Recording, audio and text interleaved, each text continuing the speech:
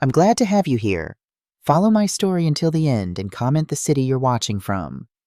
Mom, you didn't contribute anything to this dinner, so you don't eat. Those were the words my own daughter said to me in front of the whole family on Christmas Eve.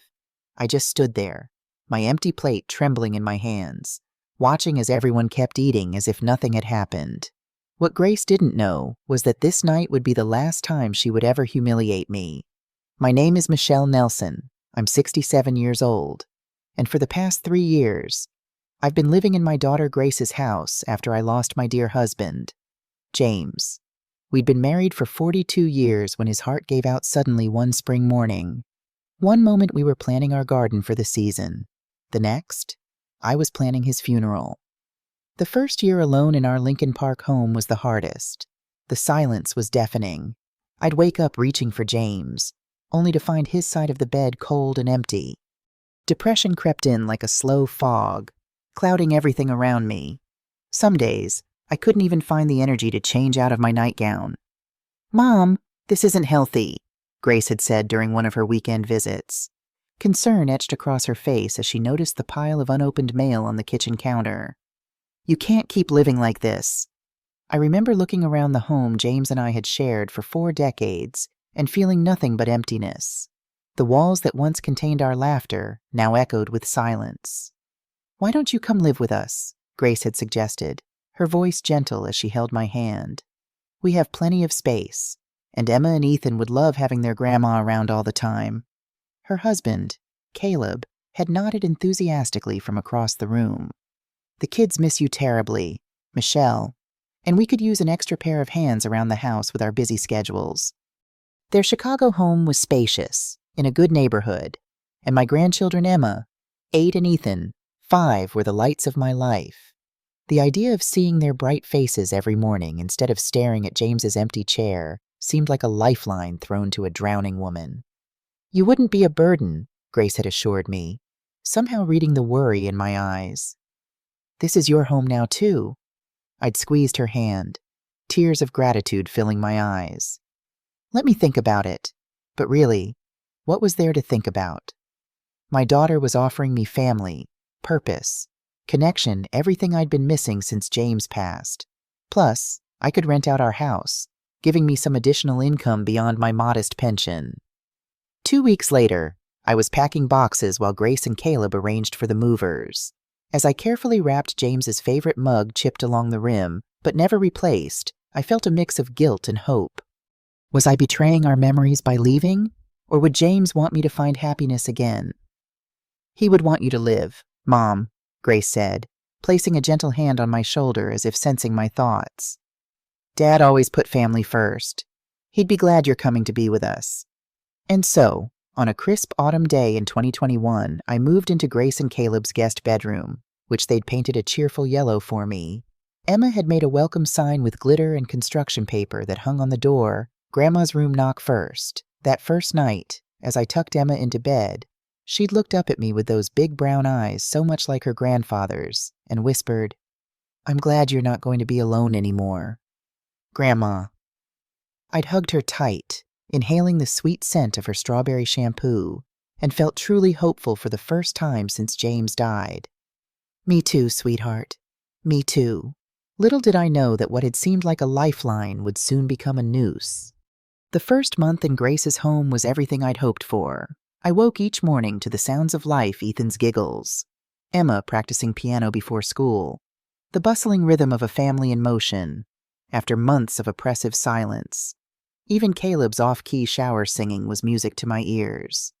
I quickly settled into helping where I could, making breakfast for the children while Grace and Caleb prepared for work, tidying up the house during the day, and having dinner ready when everyone returned home. It wasn't that they'd asked me to do these things. I simply wanted to contribute.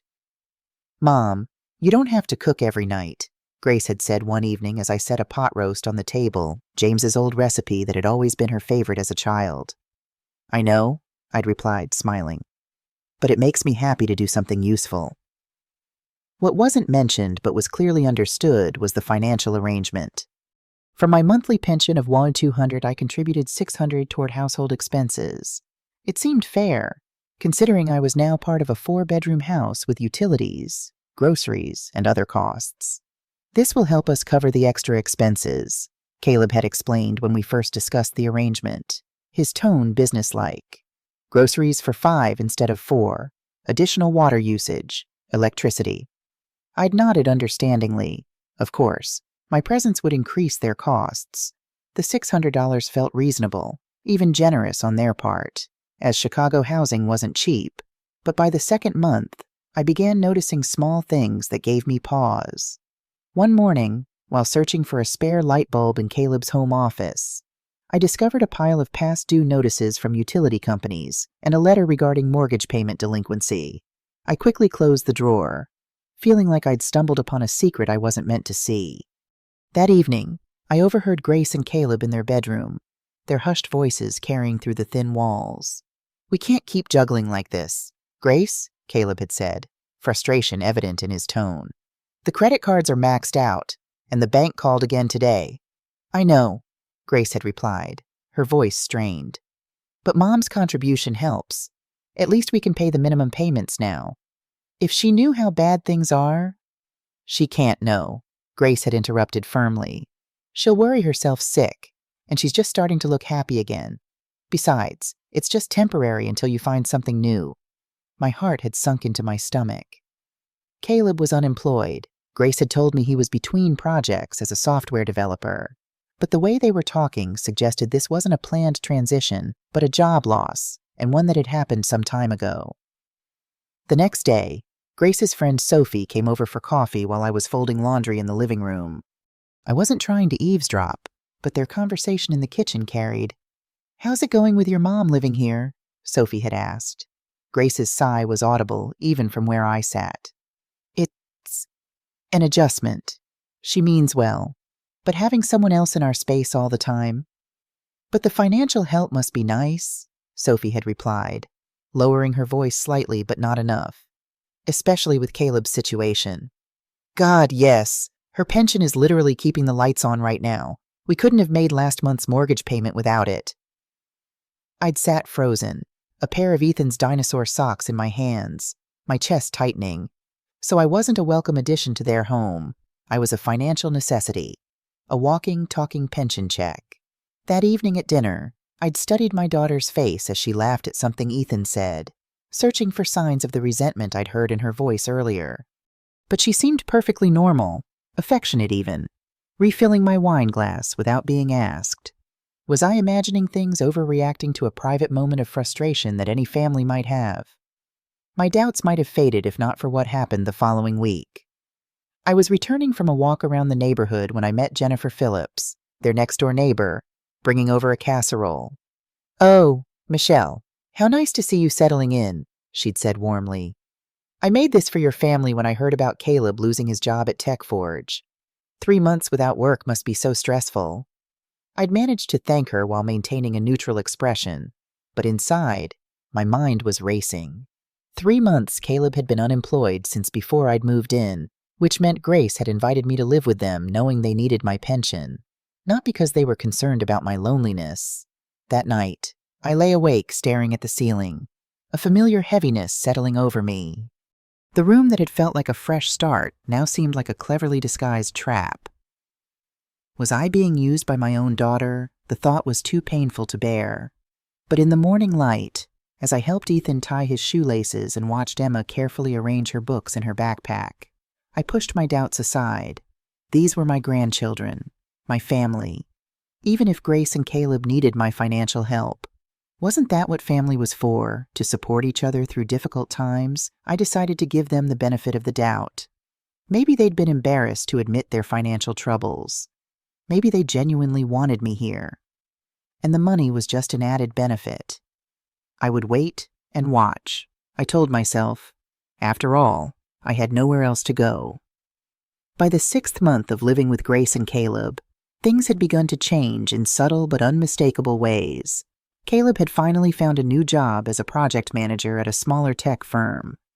The position paid less than his previous role, but it was enough to ease some of the financial pressure. I'd expected this would improve the atmosphere in the house, perhaps even allow me to reduce my monthly contribution. Instead, the opposite happened. "Mom," Grace said one evening after the children had gone to bed, "Caleb and I were looking at our expenses, and we think we might need to adjust our arrangement." We were sitting at the kitchen table, the remnants of dinner still visible on the countertops.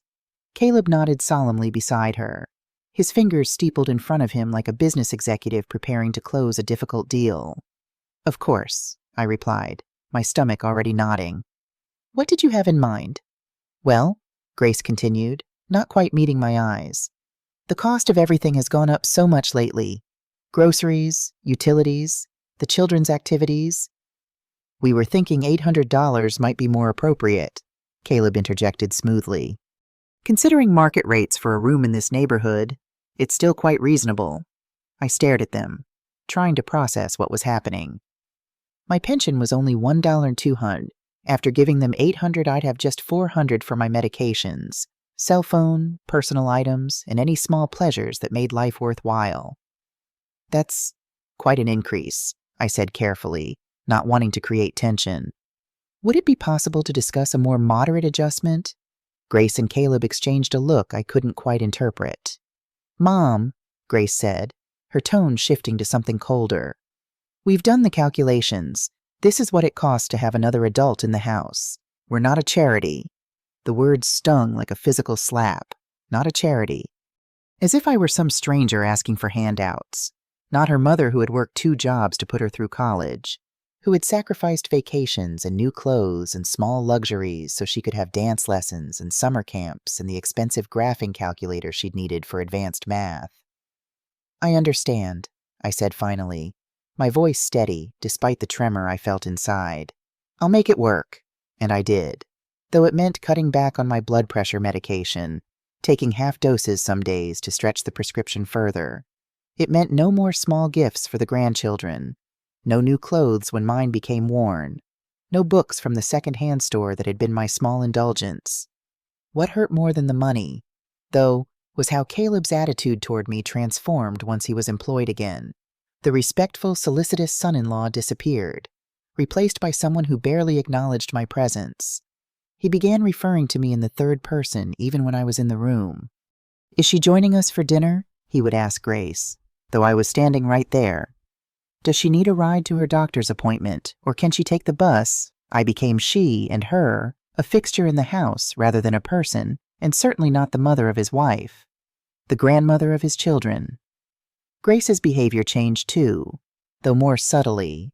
Small courtesies began to disappear. No one saved me a portion of dessert if I wasn't at the table when it was served. My laundry was left in the washing machine, damp and wrinkled, if I didn't move it to the dryer immediately. The television volume was turned up to near-deafening levels when I tried to read in the adjacent room. One Saturday, I came downstairs to find the house empty, a hastily scribbled note on the counter. "Went to the water park with the Johnsons, back tonight." They had taken the children on a family outing without even telling me, let alone inviting me along. I spent the day alone in the quiet house, looking through old photos of Grace as a little girl, trying to reconcile the loving daughter I'd raised with the woman who now seemed to barely tolerate my existence. The only bright spots in those increasingly difficult months were my grandchildren. Emma and Ethan remained affectionate and eager for my company, though I noticed Grace beginning to restrict our time together. "Mom, don't pick up Ethan from the bus stop anymore," she instructed. "We've arranged a play date with his friend Tyler instead. Emma needs to focus on her homework without distractions," she'd say when I offered to help with math problems I was perfectly capable of solving. Little by little, I was being pushed to the margins of family life. The pattern continued through the holidays. At Thanksgiving dinner, I noticed my place setting was at the far end of the table, away from the children, who had always insisted on sitting beside me. At Christmas, the presents I'd managed to buy with my meager remaining funds, small items purchased with careful planning and sacrifice, were opened last and with perfunctory thanks. "Another book, Grandma," Emma had said, unable to hide her disappointment after seeing the expensive electronic tablet her parents had given her. "Books don't need batteries, sweetheart," I'd replied, trying to keep my voice light. "And this one has a princess who reminds me of you, brave and clever." She'd smiled then, a genuine smile that warmed my heart, and hugged the book to her chest. These small moments sustained me through what was becoming an increasingly hostile environment. I began to wonder if I had made a terrible mistake in coming here, in giving up my independence and the home where at least I had been surrounded by memories of love rather than the reality of indifference. But the true breaking point came on Christmas Eve of 2023, exactly 2 years after I had moved in. I had spent all day helping in the kitchen, peeling potatoes, setting the table, decorating it with the special holiday napkins I'd ironed with care. I'd even used some of my precious remaining funds to buy small gifts for everyone: a pearl necklace for Grace that reminded me of the one James had given me on our 10th anniversary, toy cars for Ethan, and a delicate bracelet for Emma. The house smelled wonderful, filled with the aromas of roasting turkey and cinnamon from the apple pie cooling on the counter. Christmas music played softly, and for the first time in months, I felt like part of the family again. The holiday spirit seemed to have softened the sharp edges that had developed in our relationships. When dinner was ready, we all gathered around the table. Caleb carved the turkey, Grace brought out the side dishes, and the children vibrated with excitement about the presents they would open the next morning. I stood by my chair, plate in hand, waiting my turn to serve myself from the platters being passed around. When the mashed potatoes reached me, I extended my plate, only to have Grace place her hand over mine, stopping me. "Mom," she said in a voice loud enough for everyone to hear, "you didn't contribute anything to this dinner, so you don't eat." The silence that followed was absolute. Even the Christmas music playing in the background seemed to fade away as the impact of her words sank in. "But I helped prepare everything," I said, my voice barely above a whisper, shock making it difficult to form words. "I was in the kitchen all day." "Helping isn't paying, Mom," Grace replied coolly, not meeting my eyes. "Caleb bought the turkey. I paid for the vegetables, the wine, everything. You didn't put a single dollar toward this celebration, so you have no right to enjoy it." I looked around the table, hoping anyone would speak up. But Caleb simply continued eating, a small, satisfied smirk playing at the corners of his mouth. The children stared wide-eyed, confusion evident on their young faces. "Why isn't Grandma eating with us?" Ethan asked innocently. "Because Grandma has to learn to be responsible," Grace answered, her tone deliberately patient, as if explaining something simple to a child. "When adults don't contribute, they don't get to participate." My hands trembled so badly I had to set down my empty plate to avoid dropping it. The humiliation burned through me like acid, eating away at what remained of my dignity. Little Ethan slipped from his chair and came to me, offering his dinner roll with a solemn expression. "You can have my bread, Grandma. I'm not very hungry." Before I could respond, Grace snapped, "Ethan, sit down. Grandma is fine. She's just learning an important lesson." The boy looked at me uncertainly before returning to his seat, casting worried glances in my direction. I stood frozen for another moment, watching as my family continued eating as if nothing extraordinary had happened, as if they hadn't just denied food to the woman who had given birth to their mother, who had loved them unconditionally, who had contributed not just money, but time and care and love to their household. Without a word, I placed my empty plate on the table and walked upstairs to my room, each step requiring enormous effort as the weight of what had just happened pressed down on me. In the solitude of my yellow bedroom, the cheerful color now seeming like a mockery, I sat on the edge of the bed and stared at the small Christmas tree I had set up on the dresser, its twinkling lights blurring through my tears. Something inside me shifted in that moment. The shock and hurt were still there, but rising beneath them was something I hadn't felt in years: anger. Pure, clarifying anger that burned away the fog of self-doubt and submission that had enveloped me since James's death. This was not how a mother should be treated. This was not what I deserved after a lifetime of giving. As the sounds of dinner conversation and clinking silverware drifted up from below, I made a decision. I would not continue to be a victim in a home where I was valued only for my pension check. Grace's cruel words had unknowingly set me free. In trying to teach me a lesson, she had indeed taught me one, but not the one she intended. I would discover the full truth about my daughter and son-in-law's intentions, and then I would reclaim my dignity. One careful step at a time. I slept little that night, my mind spinning with questions and painful realizations. By morning, a strange calm had settled over me. The hurt was still there, a physical ache beneath my ribs, but it was now contained within a shell of determination. I rose early, before the rest of the house stirred, and made coffee in the quiet kitchen. The remnants of last night's dinner had been cleared away, plates washed, leftovers stored in containers in the refrigerator. No one had thought to save a plate for me. As I sipped my coffee, I considered my situation with a clarity that had eluded me for months. I needed answers, not just about last night's humiliation, but about the larger question that now haunted me. What were Grace and Caleb's true intentions toward me? Was I merely a temporary financial solution to their problems? Or was there something else? Something worse, that I hadn't yet discovered? The house slumbered on as Christmas morning dawned, snow falling gently outside the kitchen window. I knew it would be at least an hour before anyone else woke up. It was now or never. Setting down my cup, I made my way silently to Caleb's home office. I wasn't proud of what I was about to do, but after last night, I felt justified in seeking the truth by whatever means necessary. The office was neat and impersonal, a sleek desk, ergonomic chair, and minimalist decor that revealed nothing about its occupant. I hesitated only briefly before opening the top drawer of the filing cabinet where I'd previously seen the overdue notices. What I found instead was a glossy brochure for something called Fernwood Senior Living. The front featured smiling elderly people engaged in various activities, but something about their expressions seemed forced, their smiles not quite reaching their eyes.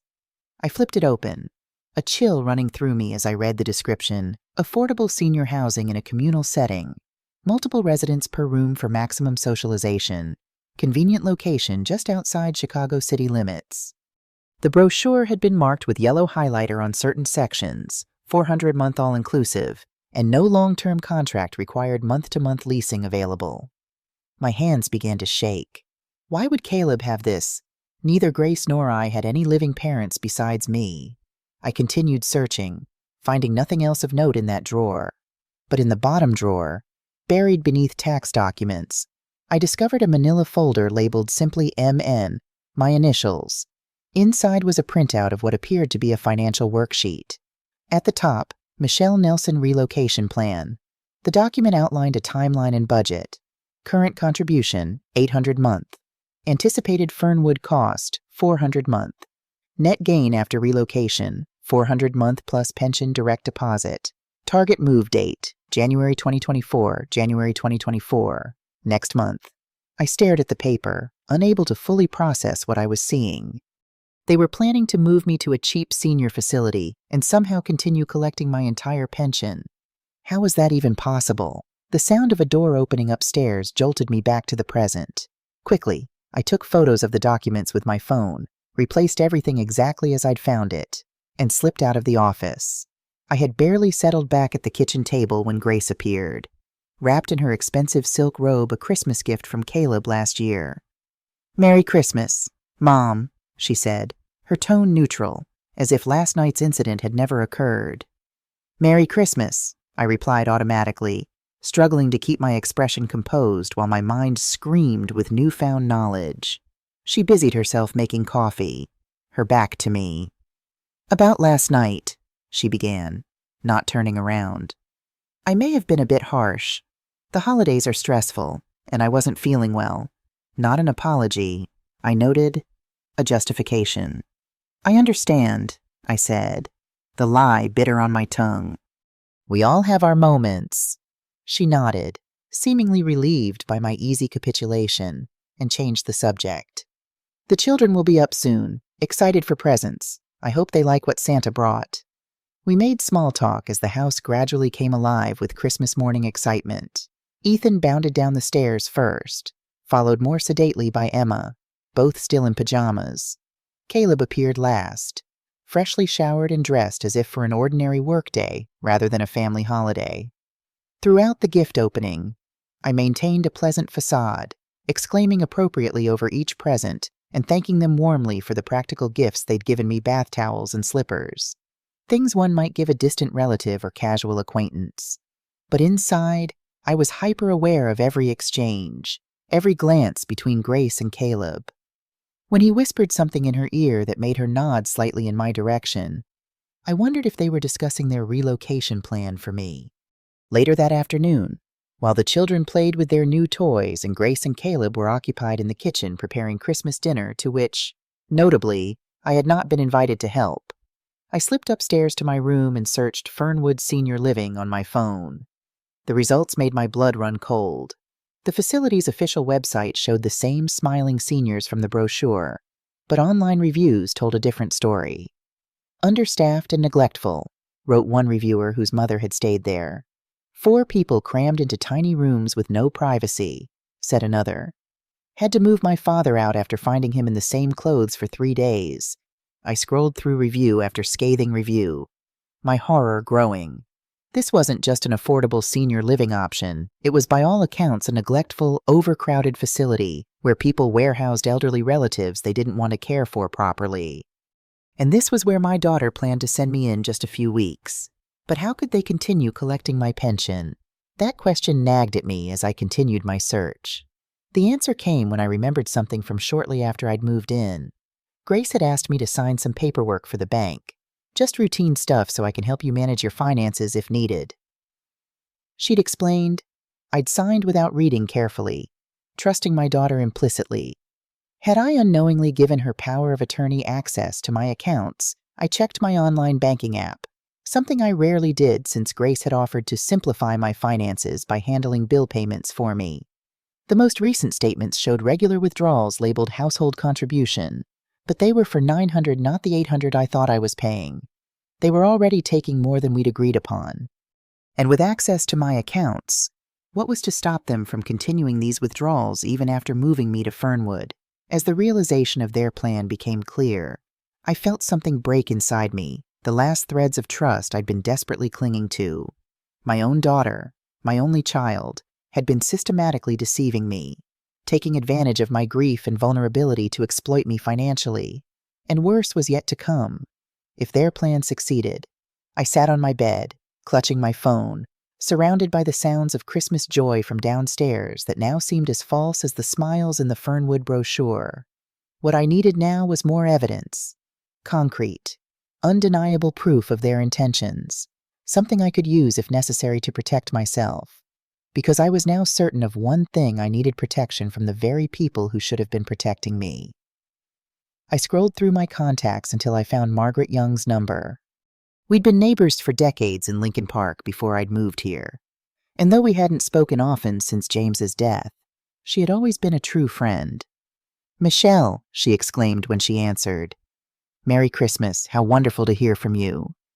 "Merry Christmas, Margaret," I replied, keeping my voice low. "I hope I'm not interrupting your holiday." "Not at all. My son and his family just left, and I was sitting here wondering what to do with all these leftovers. How are you? How's life with the grandchildren?" I hesitated, uncertain how much to reveal. "That's actually why I'm calling. Things aren't going well here, and I could use some advice. Are you free for coffee sometime this week?" There must have been something in my tone that conveyed the seriousness of the situation, because Margaret's response was immediate and concerned. "Of course. How about tomorrow? Come for lunch, and we can talk properly." Relief washed over me. "That would be wonderful. But Margaret, I need to ask you not to mention this call to Grace if she contacts you. It's complicated."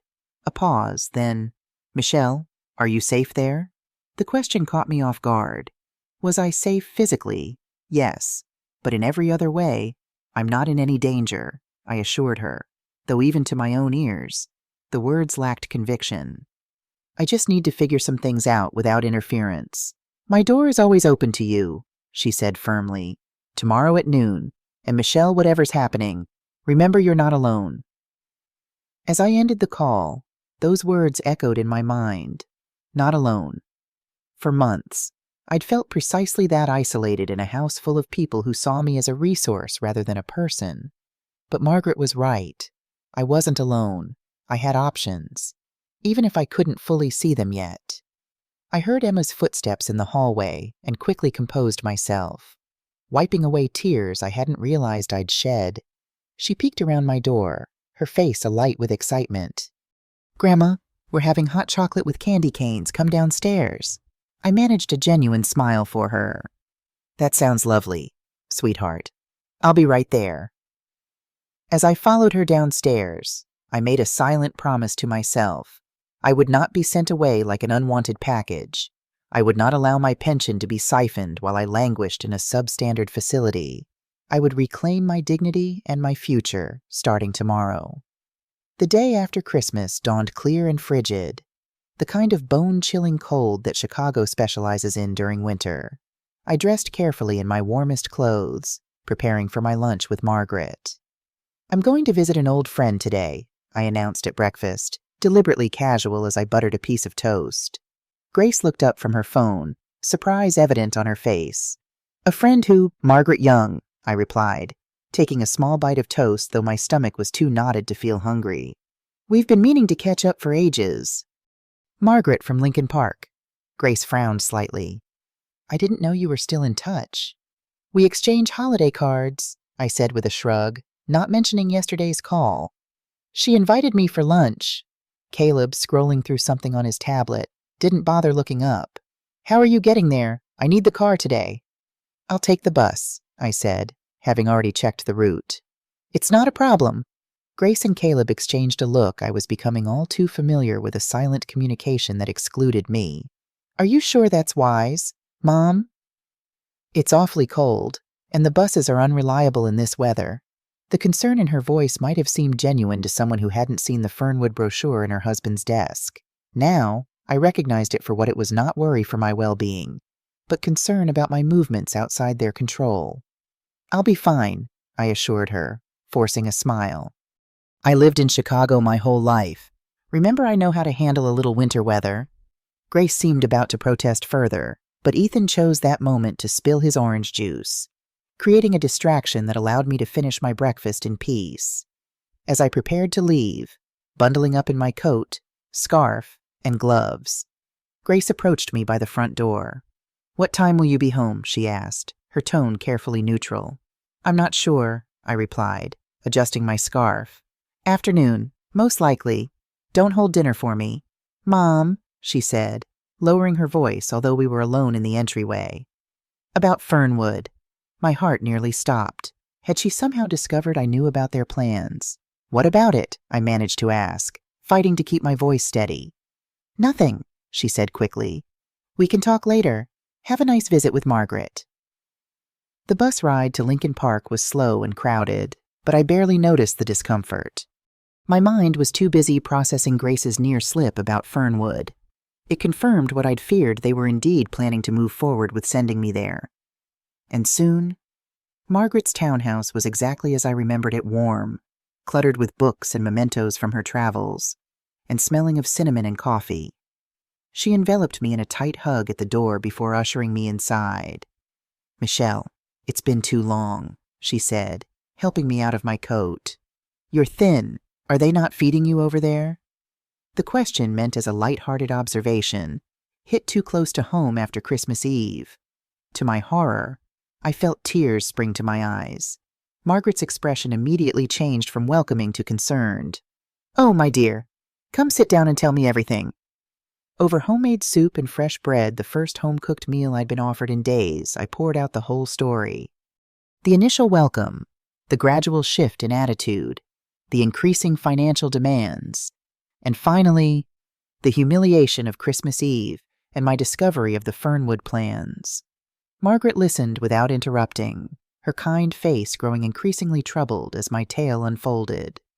"Those ungrateful, conniving—" She cut herself off, visibly restraining her anger. "Michelle, this isn't just wrong, it's potentially illegal.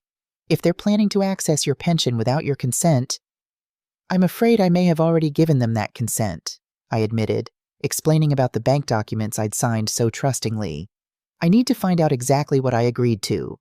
"We'll figure it out," Margaret assured me, reaching across the table to squeeze my hand. "But first, you need to decide what you want to do. Do you want to confront them?"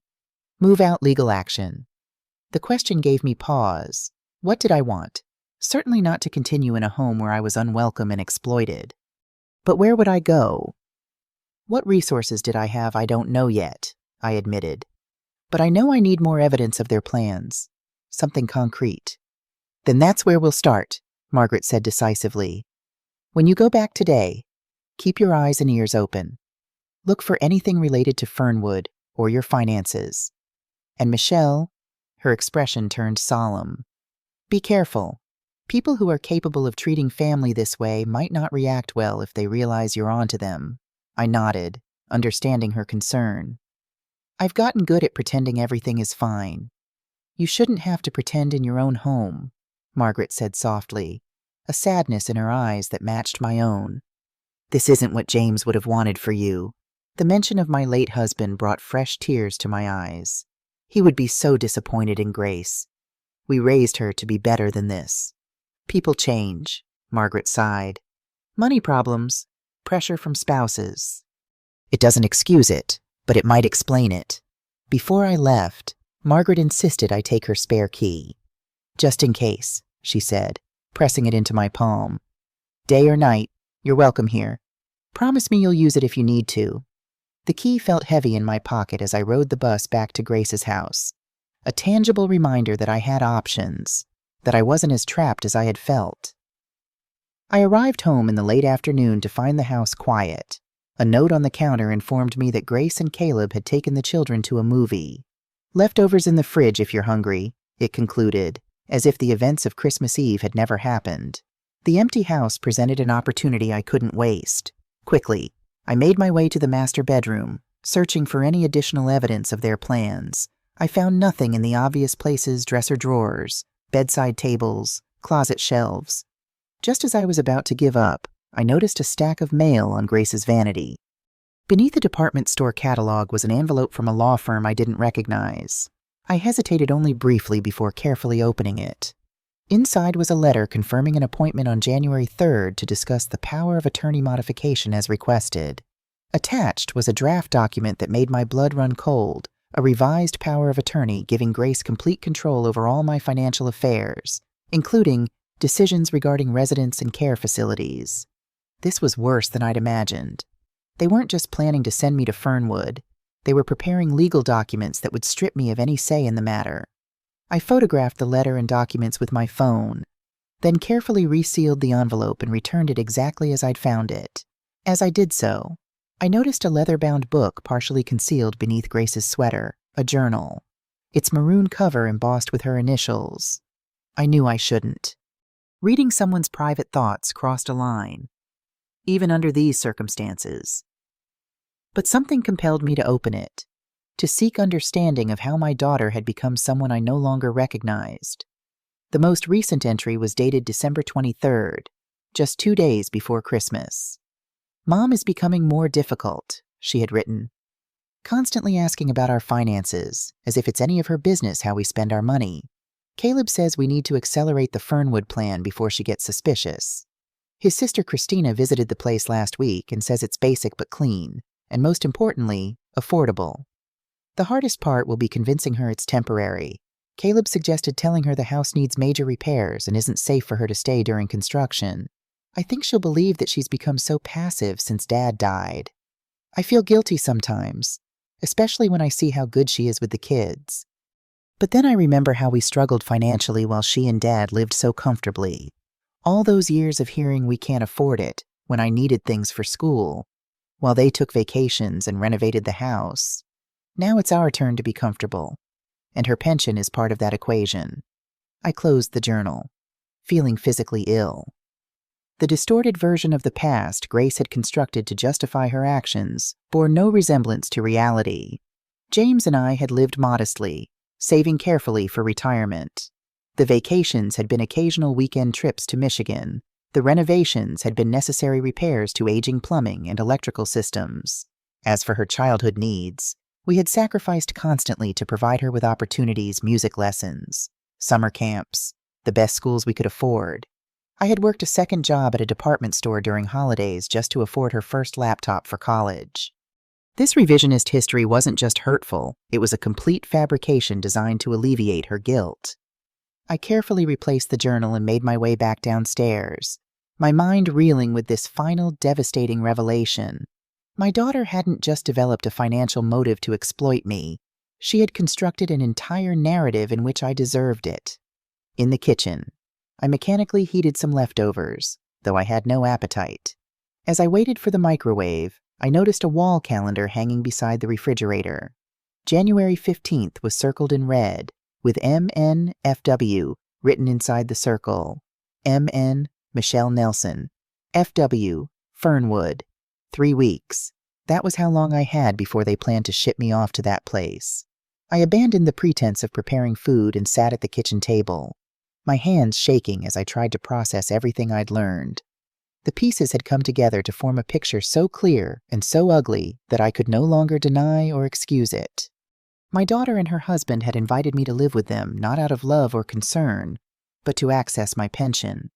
They had systematically isolated me, undermined my confidence, and taken control of my finances. And now, having squeezed what they could from me while I lived under their roof, they planned to warehouse me in a substandard facility while continuing to drain my resources. The sound of a car in the driveway pulled me from my thoughts. They were home. I quickly composed myself, wiping away tears and forcing my features into a neutral expression as they bustled in with the children, bringing a rush of cold air and excited chatter about the movie.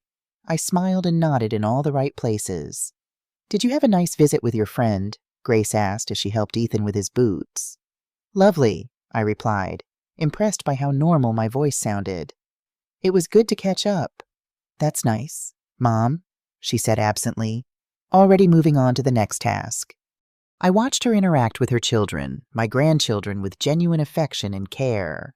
How could the same person who so lovingly wiped chocolate from Ethan's chin also coldly plan to abandon her mother in a place like Fernwood?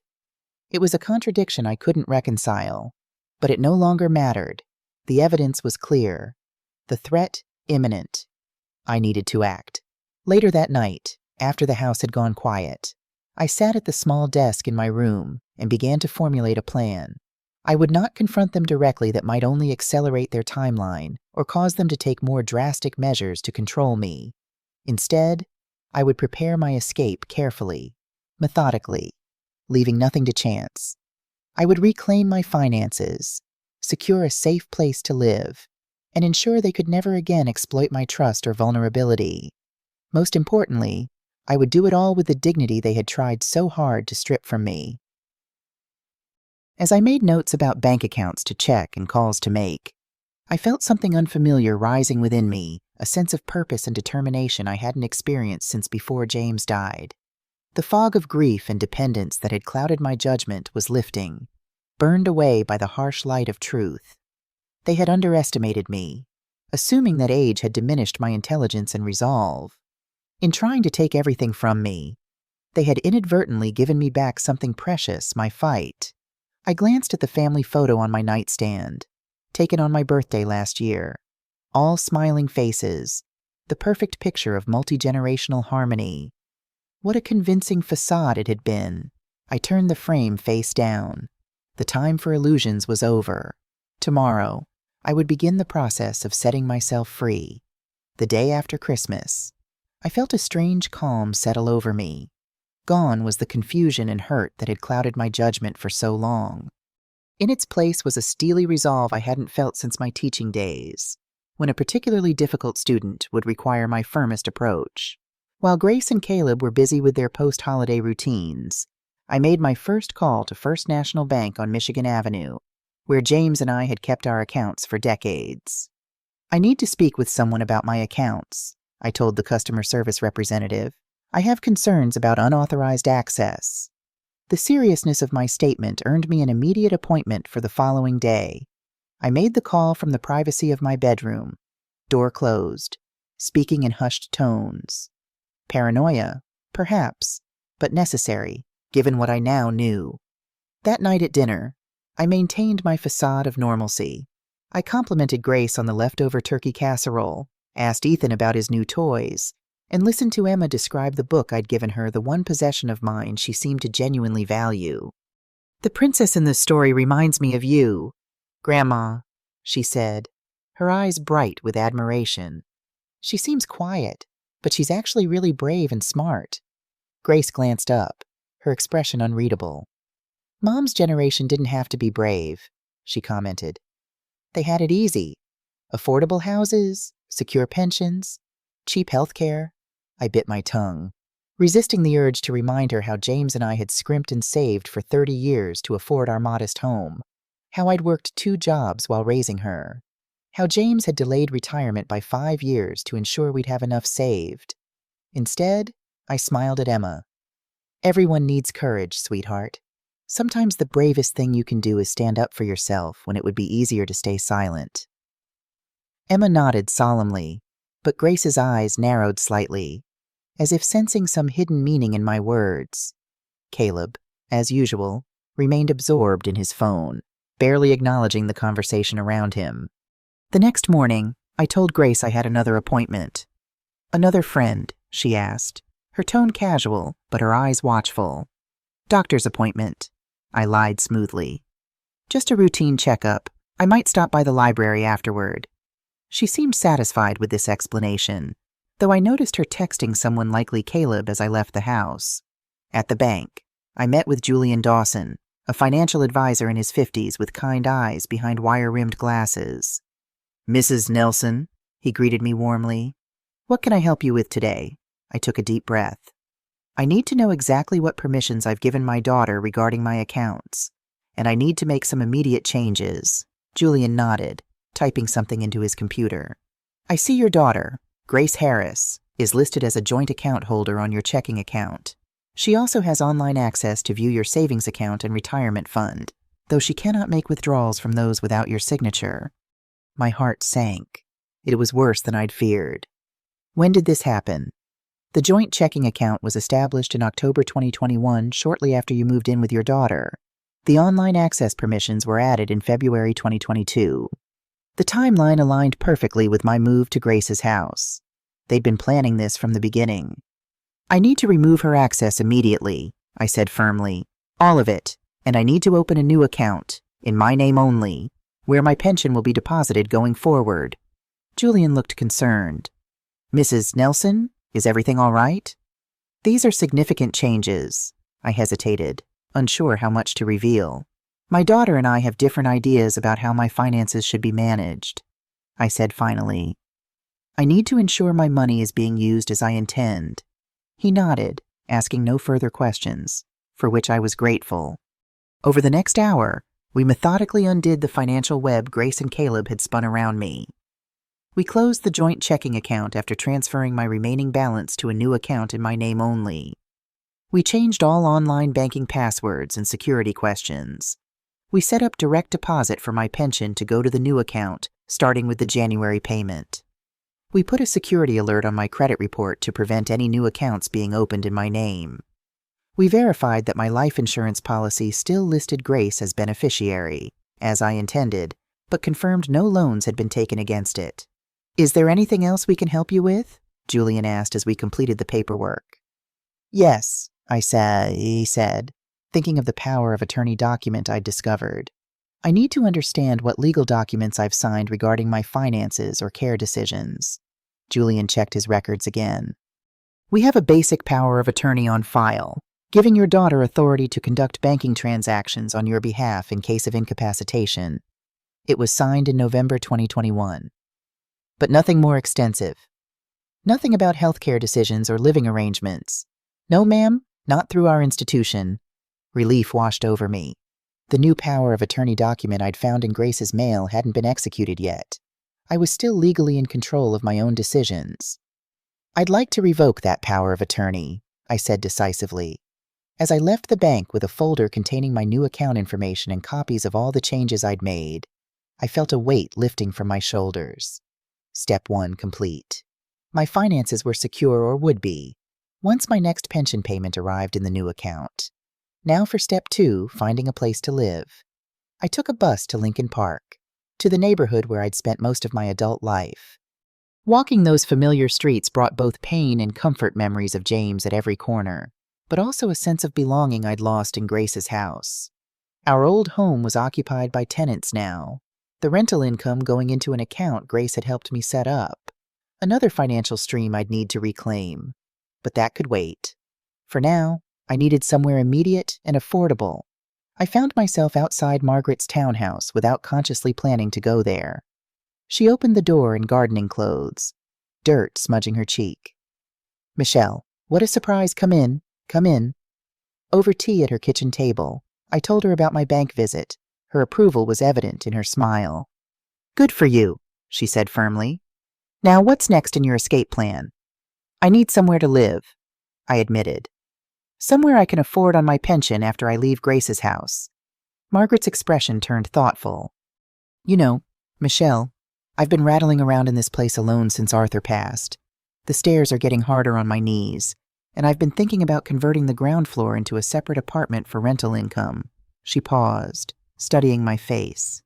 "But maybe, instead of a stranger, I could have a friend living here. Someone I trust. Someone who might help with the occasional grocery run or keeping an eye on the place when I visit my sister in Florida."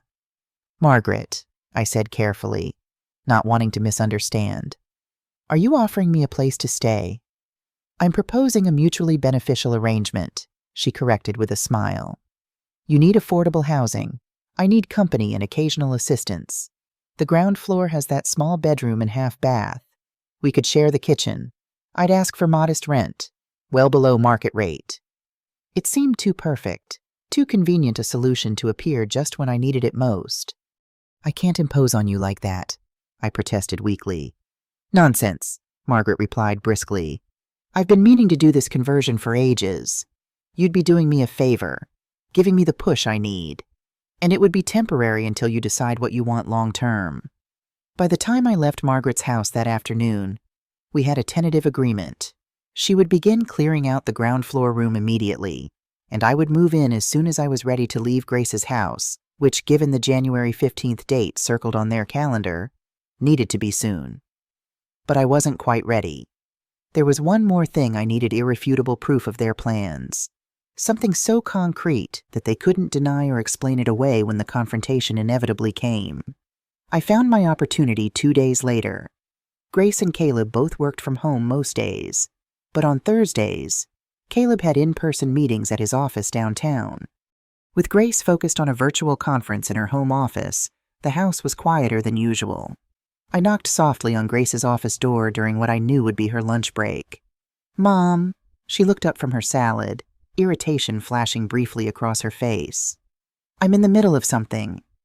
"I'm sorry to disturb you," I said, infusing my voice with the apologetic tone she'd come to expect. "But there's something wrong with the shower in my bathroom. The water's barely lukewarm." She sighed heavily. "Did you check if someone was running the dishwasher? You know that affects the hot water." "The dishwasher isn't running," I sassy said. "Could you take a look? I'm worried there might be something wrong with the water heater." Grace glanced at her computer screen, clearly reluctant to step away. "Can it wait until after my meeting? I have participants joining from 3 time zones." "Of course," I said, adding hesitantly, "though I was hoping to shower before my doctor's appointment this afternoon." With another dramatic sigh, Grace stood up. "Fine, let me take a quick look." As she headed upstairs to inspect the perfectly functional shower, I slipped into her office. Her laptop sat open on the desk, still logged in. I had perhaps 5 minutes before she'd discover my ruse. Working quickly, I searched her email for Fernwood. The results appeared immediately, a folder labeled Mom Fernwood, containing dozens of messages. I clicked on the most recent, dated just yesterday, from Christina Mitchell to Grace. "Spoke with the Fernwood administrator today. They can definitely take her on January 15th as planned. They have a bed available in the 4-person room we looked at during our tour. $400 a month is quoted, though there may be additional fees for certain services. Attached is the intake paperwork they need completed ASAP." Grace had replied, "Perfect." "Caleb and I are still figuring out how to approach it with her, thinking we might tell her it's temporary while we renovate the bathroom in her room. By the time the renovation would be complete, she'll hopefully be settled in there and less resistant to staying. The new POA should be finalized next week. so timing works perfectly. My hands shaking, I forwarded the entire email thread to my personal email account, along with several others from the folder that detailed their plans. I had just closed the email program when I heard Grace's footsteps on the stairs. I quickly moved away from her desk and pretended to be examining a family photo on the bookshelf when she entered. "There's nothing wrong with your shower," she said accusingly. "The water is plenty hot." "How strange," I murmured, feigning confusion. "It was cold earlier. Perhaps it's fixed itself." Grace's eyes narrowed suspiciously, but her phone chimed with a meeting reminder before she could question me further. "I have to get back to my conference. Please don't interrupt again unless it's an actual emergency." "Of course, dear. Sorry for the false alarm." As I closed her office door behind me, a strange mixture of emotions washed over me. Triumph at having secured the evidence I needed, vindication that my suspicions had been correct, but also a profound sadness that it had come to this sneaking around, gathering evidence against my own daughter as if preparing for a court case. But that evidence had given me something invaluable certainty. There was no room for doubt now, no possibility that I was overreacting or misunderstanding. Their plan was real, imminent, and detailed, and now, armed with proof and protected financially, I could finally begin my countermove. With January 15th, my scheduled transfer to Fernwood just 2 weeks away, I knew I needed to act quickly but carefully. The worst thing I could do was tip my hand too early, allowing Grace and Caleb time to adapt their plans or, worse, accelerate them. I spent the next few days methodically preparing for my departure while maintaining a facade of oblivious normalcy. Each time Grace mentioned something about changes coming soon, or Caleb made remarks about how I wouldn't have to worry about home maintenance much longer, I nodded and smiled, playing the role of the trusting, slightly confused elderly mother they believed me to be. Meanwhile, I was anything but confused. I had begun quietly packing my essential belongings when no one was home: medications, important documents, irreplaceable photos, and enough clothing for a week.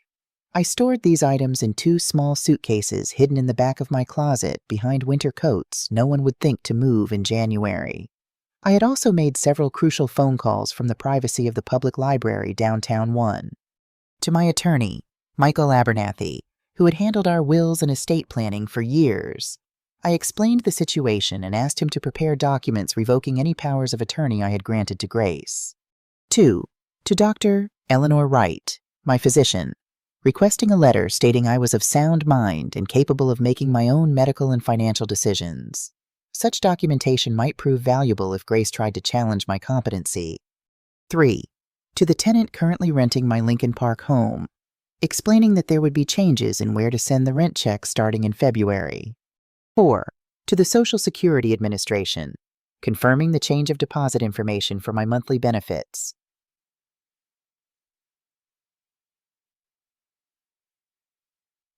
Each call was a strand in the safety net I was weaving for myself, a protection against the free fall Grace and Caleb had planned for me. The most difficult preparation, however, was emotional rather than practical. I had to accept that my relationship with my daughter was fundamentally broken, perhaps beyond repair. The Grace who had once brought me dandelions from the yard and cried on my shoulder after her first heartbreak was gone, replaced by someone I barely recognized. "You need to decide how much contact you want with her after you leave," Margaret advised during one of our planning sessions at her house. "And with the grandchildren, of course." The grandchildren. My heart ached at the thought of Emma and Ethan. They were innocent in all this. Yet I would be disappearing from their daily lives. Would Grace poison them against me once I was gone? Tell them Grandma had abandoned them. "I want to maintain a relationship with Emma and Ethan," I said firmly.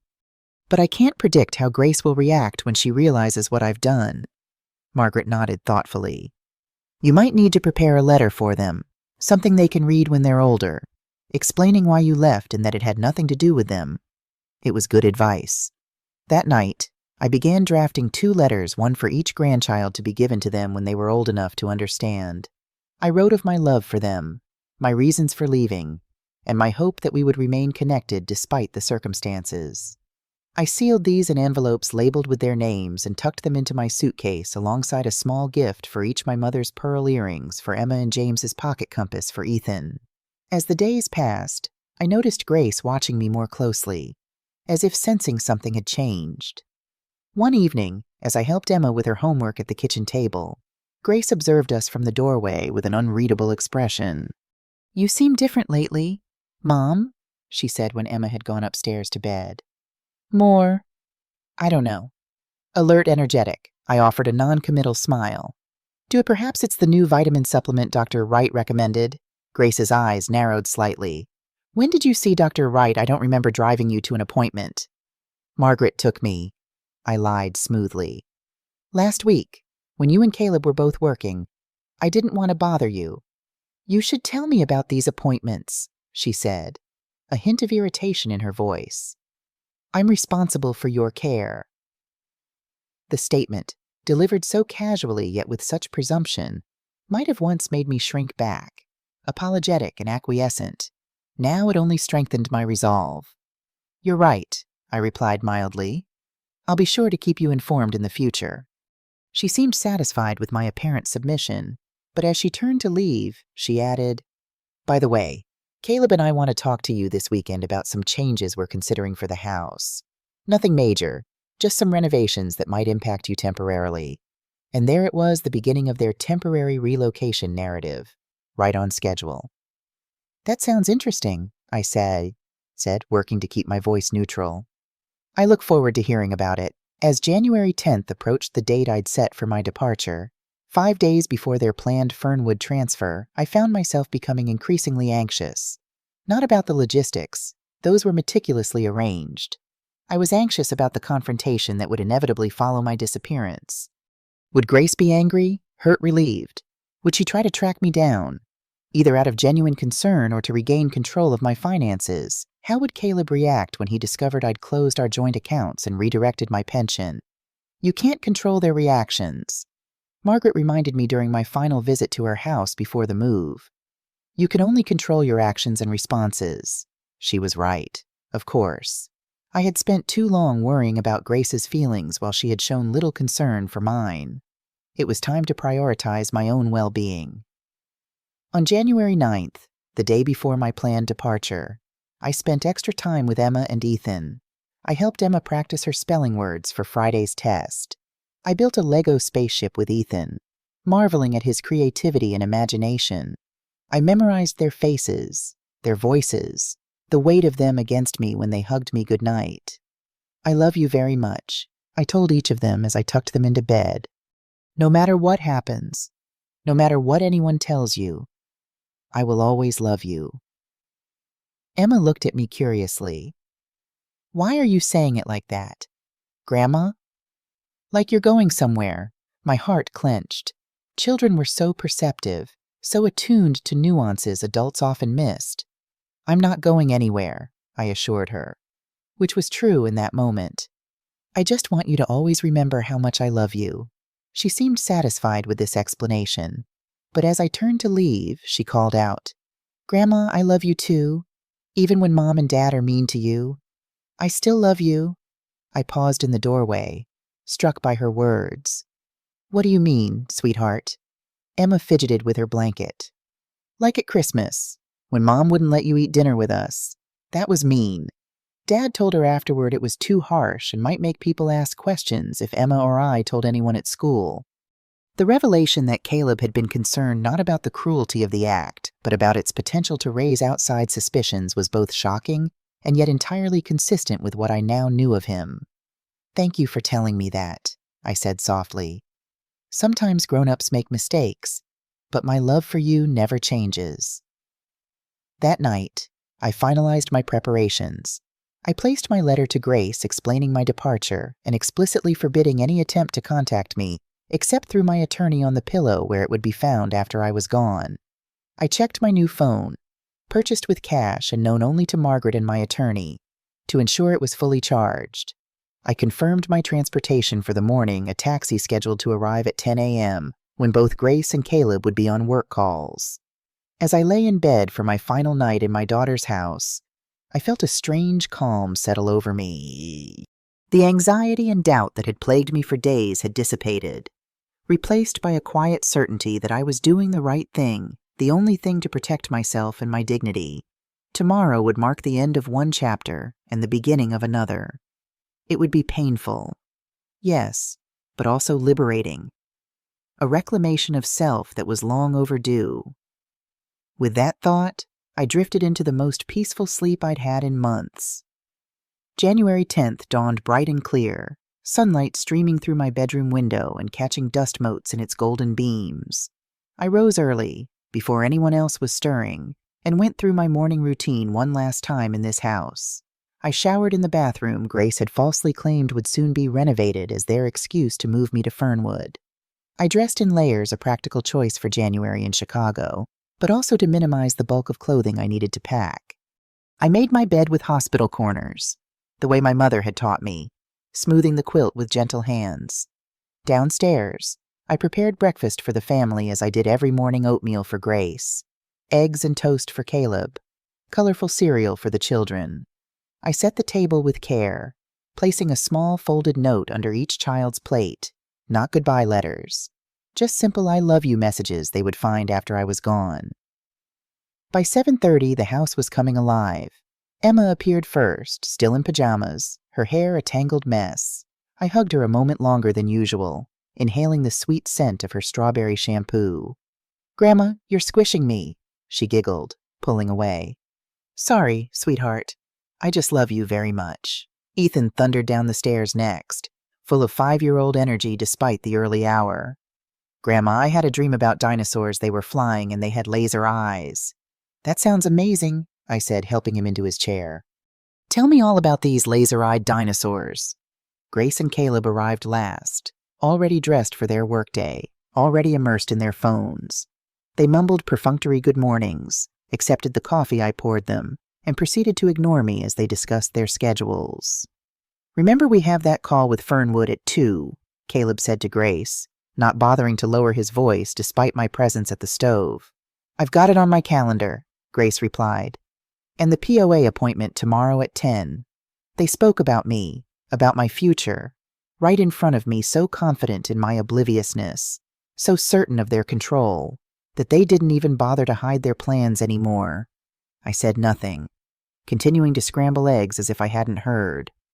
Let them think me deaf as well as stupid. I thought their underestimation of me was my greatest advantage. The morning routine proceeded as normal, the rush to get children dressed and backpacks packed, the hurried goodbyes as Grace took them to school, Caleb's retreat to his home office for his 9 a.m. conference call. By 9:30, the house had settled into its usual weekday quiet. I waited until I heard Caleb's door close and the murmur of his voice on his call before making my move. Quietly, I retrieved my packed suitcases from their hiding place and brought them downstairs, placing them by the front door. I put on my coat, scarf, and gloves, tucking my new phone and Margaret's key safely in my pocket. For a moment, I stood in the entryway, looking around at the house that had been my home for 3 years. Despite everything, there were good memories here: Ethan's first steps across the living room floor, Emma learning to ride a bike in the driveway, bedtime stories and birthday cakes, and small moments of connection with my grandchildren. But the bad had come to outweigh the good, and staying would mean surrendering not just my finances, but my autonomy, my dignity, my very self. At precisely 10 a.m., my phone vibrated with a text from the taxi driver. "Outside when you're ready." I took one last look around, then picked up my suitcases and walked out the front door, closing it softly behind me. The taxi driver, a middle-aged woman with kind eyes, helped me place my luggage in the trunk. "Where to today?" she asked cheerfully. "Lincoln Park, please," I replied, giving Margaret's address. "I'm going home." As we pulled away from the curb, I resisted the urge to look back at the house. Instead, I focused on the road ahead, on the city passing by outside the window, on the future I was choosing for myself rather than the one that had been chosen for me. The ride to Margaret's took just over 30 minutes. She was waiting at the door when we arrived, rushing out to help with my bags despite my protests. "Welcome home," she said, hugging me tightly once we were inside. "How do you feel?" "Free," I replied honestly, "and terrified, and sad, all at once." Margaret nodded understandingly. All normal reactions. Come on, let's get you settled. The ground floor room she had prepared for me was small but bright, with a freshly made bed, a comfortable armchair by the window, and a small desk. She had added touches that brought tears to my eyes, a vase of fresh flowers, a framed photo of James and me on our anniversary, a quilt she knew I'd admired from her collection. Margaret, this is too much, I began, but she waved away my protests. Nonsense. You do the same for me. Now, unpack and rest. I've made soup for lunch whenever you're ready. I spent the afternoon settling into my new space, arranging my belongings, and adjusting to the strange mix of freedom and disorientation that came with such a dramatic change. Margaret gave me space while remaining available, sensing my need for both solitude and support. Around 3 p.m., my new phone rang Michael Abernathy, my attorney. Mrs. Nelson, he greeted me. I filed the paperwork revoking the power of attorney as you requested. I also have Dr. Wright's letter confirming your cognitive capacity on file. Is there anything else you need at this point? Not yet, I replied. But I expect my daughter will react strongly when she discovers I've left. She may try to claim I'm incompetent or that I've been manipulated into leaving. Let her try, Michael said confidently. We have everything in place to counter such claims. And remember, you're a competent adult. You have every right to live where you choose and manage your finances as you see fit. His reassurance bolstered my resolve. I thanked him and ended the call, feeling more secure in my decision. At 4:30 p.m., my old phone, which I had brought with me, deliberately began ringing. Grace's name flashed on the screen. It had begun. I let it ring through to voicemail, then listened to her message. Mom, where are you? I came home early and you're not here. Call me back immediately. Her tone was more irritated than concerned, as if I had inconvenienced her by not being where she expected me to be. 5 minutes later, another call, another voicemail. Mom, this isn't funny. If you've gone somewhere, you need to tell me. I'm responsible for you. Call me back now. The calls continued, increasing in frequency and urgency. By 6 p.m., Grace's voice had shifted from annoyed to panicked. Mom, please, we're worried sick. If you can hear this, please call us. We don't know where you are or if you're okay. The neighbors haven't seen you. Please call. I felt a twinge of guilt at her apparent distress, but reminded myself of the emails I'd seen, of their detailed plans to ship me off to Fernwood in 5 days' time. Her concern now was not for my well-being, but for the disruption of her carefully laid plans. At 7 p.m., a new voicemail. This one from Caleb. Michelle, this has gone on long enough. Whatever game you're playing, it needs to stop. Grace is upset. The kids are asking questions. If you don't call back within the hour, we're calling the police to report you missing. His thinly veiled threat didn't frighten me. In fact, it confirmed I had made the right decision. I was not a wayward child or a criminal to be threatened back into compliance. Shortly after 8 p.m., my attorney called again. Mrs. Nelson, I've received a call from your daughter. She's frantic, claiming you've disappeared and may be cognitively impaired or in danger. Did you tell her where I am? I asked, suddenly anxious. No, he assured me. I explained that you are a client of mine, that you are safe, of sound mind, and have chosen to leave her home of your own free will. I informed her that you do not wish to disclose your location at this time, and that all communication should go through my office. How did she react? I held my breath, waiting for his answer. Not well, he admitted. She threatened legal action, claimed you were being manipulated, insisted you weren't capable of making these decisions. I reminded her that we have medical documentation proving otherwise, and that forcing you to return would constitute elder abuse. Elder abuse. The term sent a chill through me.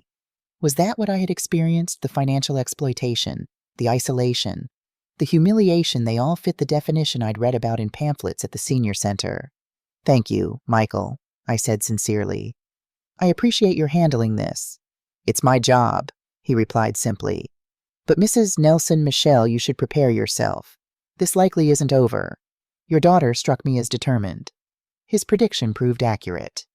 Around 10 p.m., as Margaret and I were having tea in her kitchen, the doorbell rang. Margaret peeked through the curtains and turned to me, her expression grim. "It's Grace and Caleb." My heart began racing. "How did they find me?" "Your daughter was always resourceful," Margaret said, a hint of admiration in her voice despite the circumstances. "What do you want to do? You don't have to see them." I considered my options. I could hide in my room, let Margaret send them away. I could call the police if they refused to leave. I could continue avoiding the confrontation that was inevitably coming, but avoidance had never been my way. Not really. I had avoided conflict with Grace for too long, and look where it had led us. "I'll speak to them," I decided, rising from my chair, "but on my terms, here, where I feel safe, with you present." Margaret squeezed my hand. "I'm right here with you."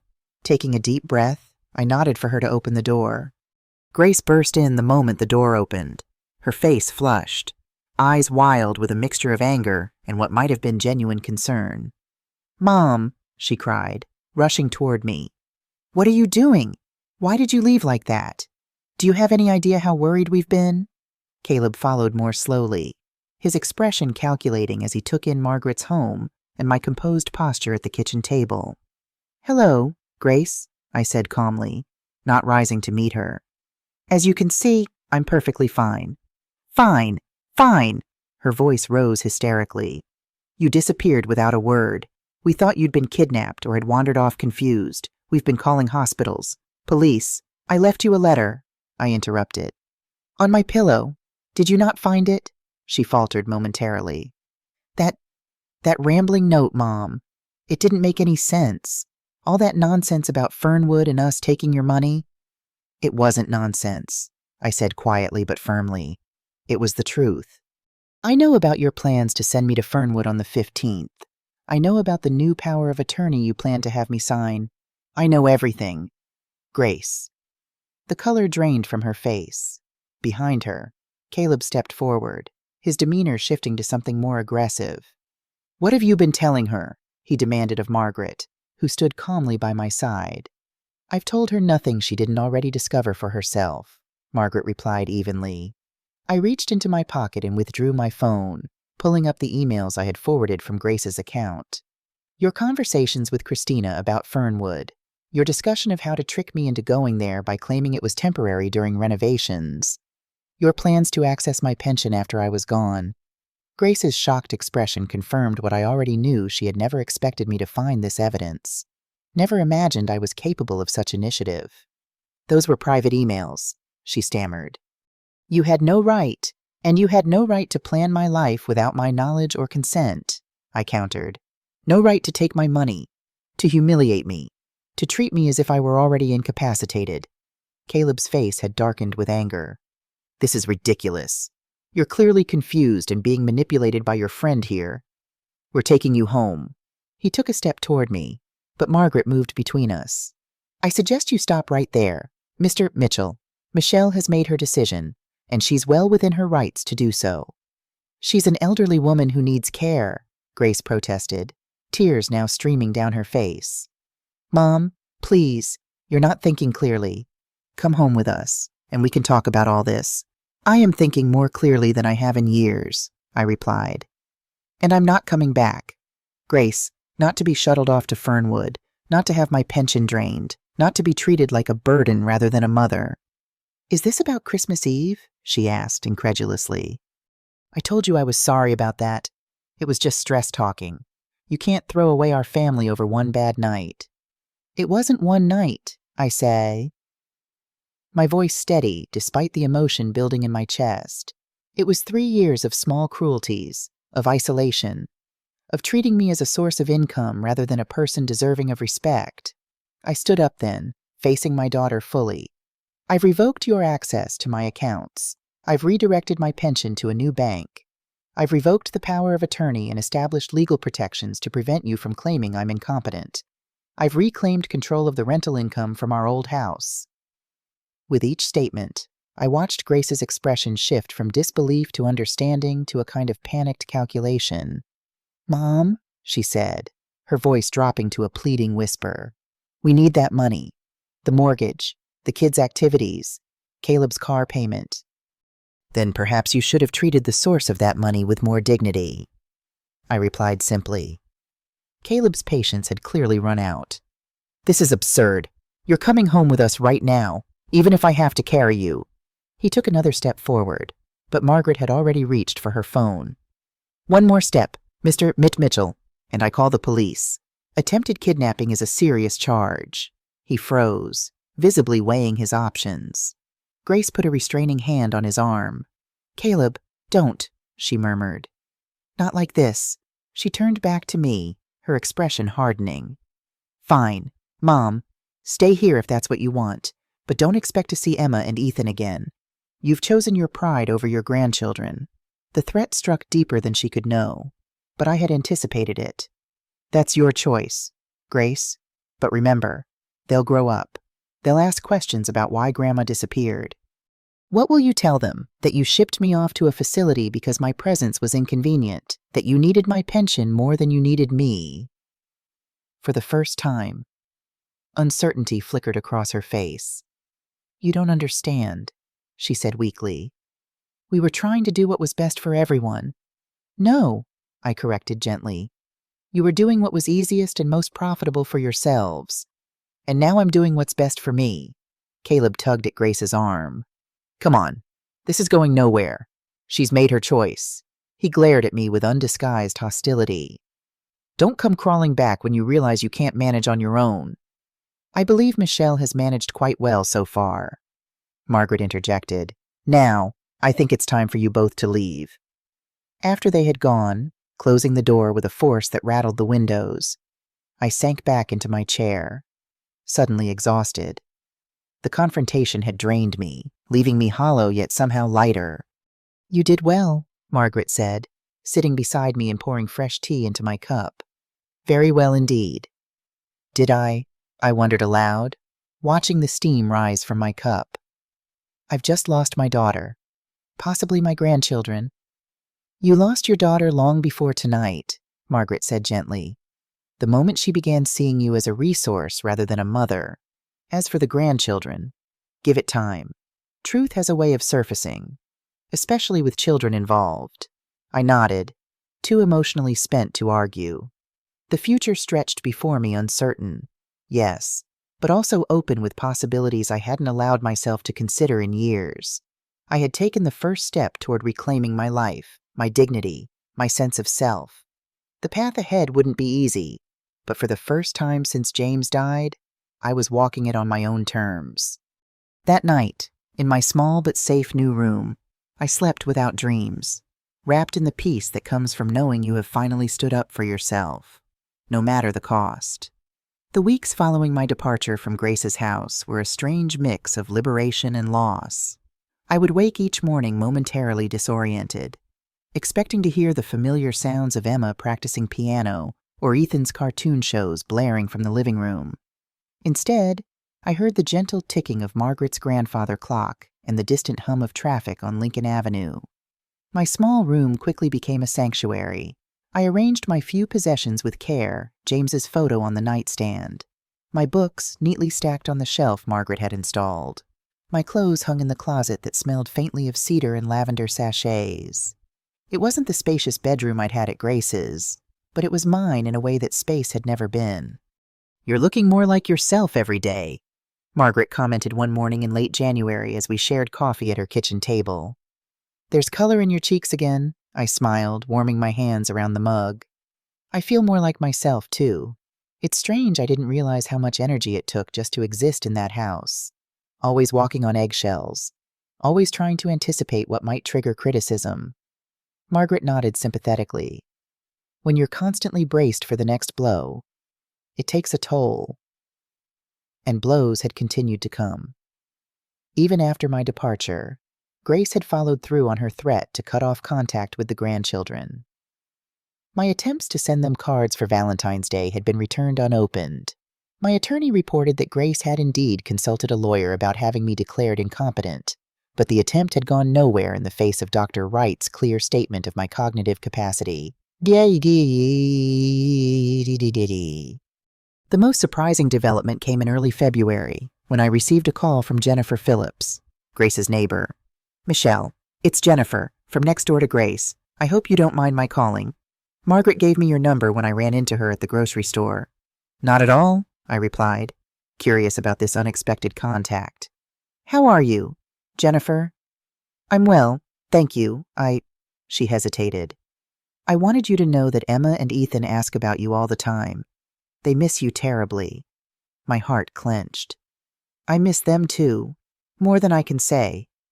Grace told everyone you had a mental breakdown and had to be placed in a facility, Jennifer continued, her voice lowering conspiratorially. But Ethan let slip that you'd left a note saying you were fine and living with your friend. The poor kids are so confused. I sighed, unsurprised but still disappointed by Grace's fabrication. Thank you for telling me this, Jennifer. It helps to know what they've been told. There's something else, she added. They're selling the house. I saw the realtor's sign go up yesterday. It's not officially listed yet, but Emma told my daughter they're moving to a smaller place. This news did surprise me. The house had been Grace and Caleb's pride and joy, a symbol of their success, with its large yard and prestigious address. Selling it seemed drastic. Do you know why? I asked, though I suspected the answer. Emma said something about money problems, Jennifer replied. I think your departure might have affected their finances more than they anticipated. After we hung up, I sat for a long time on the edge of my bed, processing this information. The image of Emma and Ethan confused and missing me brought tears to my eyes. But the news about the house sale confirmed what I had already known. My financial contribution had been far more significant to their lifestyle than they had ever acknowledged. Part of me felt a vindictive satisfaction. They had planned to discard me while continuing to benefit from my pension. Now they were facing the consequences of losing that income. But the larger part of me felt only sadness. This wasn't the future I had wanted for any of us. February turned to March, and with the changing season came unexpected new directions in my life. Margaret had introduced me to her book club, a group of vibrant women in their 60s and 70s who met weekly at the local library. Through them, I connected with the community center's volunteer program and began spending Tuesday afternoons helping elementary school children with reading skills. You were a teacher once, weren't you? Asked Eleanor, the white-haired program coordinator, after observing my session with a struggling third grader. English literature, high school level, I confirmed. But that was decades ago. You haven't lost your touch, she said approvingly. We could use someone with your skills in our adult literacy program too, if you're interested. By April, I was volunteering 3 days a week with children's reading on Tuesdays, adult literacy on Thursdays, and the Senior Center's memoir writing group on Fridays. For the first time in years, I felt useful, valued for my knowledge and abilities rather than merely tolerated for my pension check. My financial situation had stabilized as well, without Grace and Caleb siphoning off most of my income. My modest pension and the rental income from our Lincoln Park house proved more than adequate for my needs. I insisted on paying Margaret fair rent for my room, though she protested it wasn't necessary. We agreed on a mutually beneficial arrangement, I reminded her. Not charity. I had even begun setting aside a small sum each month for Emma and Ethan's future education. They might not be in my life now, but someday, I hoped. We would reconnect, and I wanted to have something tangible to show that they had remained in my thoughts and plans. The only shadow on my new life was the persistent ache of missing my grandchildren. I kept their photos on my dresser, bought books I thought they might enjoy when they were older, and sometimes found myself absent-mindedly picking up small treasures for them, a pretty stone for Emma's collection, a toy dinosaur that reminded me of Ethan's fascination with prehistory. Have you thought about reaching out to Grace again? Margaret asked one evening in late April as we worked on a jigsaw puzzle in her living room. I carefully placed a piece in the developing landscape before answering. Every day. But what would be different? She made her position clear. People change, Margaret observed, especially when reality forces them to confront their mistakes. I considered this. You think selling the house might have been a wake-up call for her? It's possible, Margaret said, studying a puzzle piece thoughtfully. Financial necessity has a way of clarifying priorities. I wasn't ready to make that overture. Not yet. The wound of Grace's betrayal was still too raw. the memory of her willing participation in the Fernwood plan too vivid. But Margaret's words planted a seed that would germinate in the weeks to come. May brought unexpected news through my attorney. "Mrs. Nelson," Michael said when I answered his call, "I've received a communication from your daughter." My pulse quickened. "What does she want?" "It's rather unexpected. She's requesting permission to visit you." I sat down abruptly, caught off guard. "Visit me. Did she say why?" "Her email was brief," he replied. "She wrote that she would like to speak with you in person and is willing to meet on neutral ground, at a time and place of your choosing, with or without my presence as you prefer." I was silent, processing this development. "You don't have to decide immediately," Michael continued. "Take some time to think about it. And remember, you're under no obligation to see her if you don't wish to." After hanging up, I walked to the small park across from Margaret's townhouse.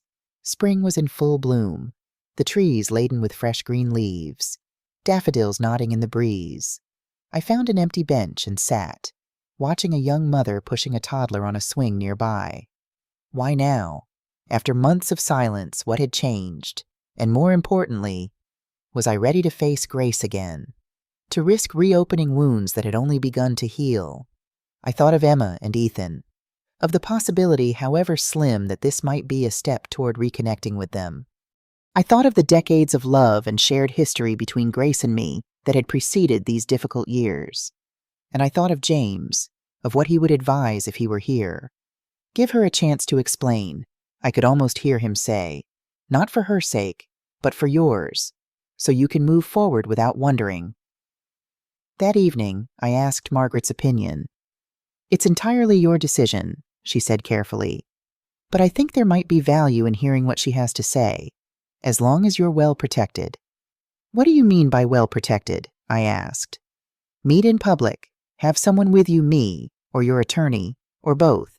Set a time limit in advance, and most importantly, be clear about your boundaries before you go."